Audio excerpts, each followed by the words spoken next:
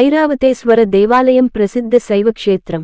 ఇది దక్షిణ భారతదేశంలోని తమిళనాడు రాష్ట్రంలోని కుంభకోణం పట్టణంలో నెలకొంది.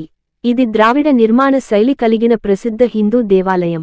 ఈ దేవాలయాన్ని 12వ శతాబ్దంలో రాజరాజ చోళుడు II నిర్మించాడు.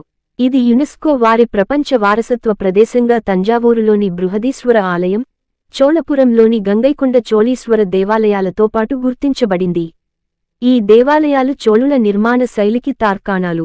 ఐరావతేశ్వర దేవాలయం ప్రసిద్ధ శివాలయం. ఈ దేవాలయంలో మూల విరాట్టు మహాశివుడు. ఈ దేవాలయంలోని ప్రధాన దైవాన్ని దేవతల రాజైన ఇంద్రుని యొక్క ఐరావతం పూజించినట్లు పురాణ గాథ.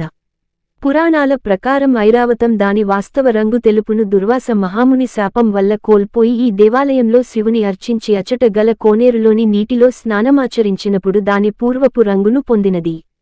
ఈ ఇతిహాసం దేవాలయంలోని అంతర్గత మందిరంలో ఇంద్రుడు ఐరావతంతో కూర్చుని ఉండే చిత్రం ద్వారా తెలుస్తుంది. ఈ గాథ కారణంగా ఈ దేవాలయాన్ని ఐరావతేశ్వరాలయం అని పిలుస్తారు. పురాణాల ప్రకారం నరకాధిపతి యముడు కూడా శివుణ్ణి ఇచట అర్చించినట్లు తెలుస్తుంది.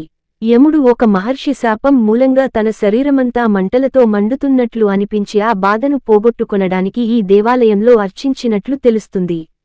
యముడు ఈ దేవాలయ కోనేరులో స్నానమాచరించి శరీర మంటలను పోగొట్టుకున్నాడని తెలుస్తుంది. ఈ కారణంగా ఈ సరస్సును యమతీర్థం అని పిలుస్తారు. ఈ వీడియో మీకు నచ్చినట్లయితే వీడియోని లైక్ చేసి సబ్స్క్రైబ్ చేసి శ్రీరాముని కృపను పొందగలరు.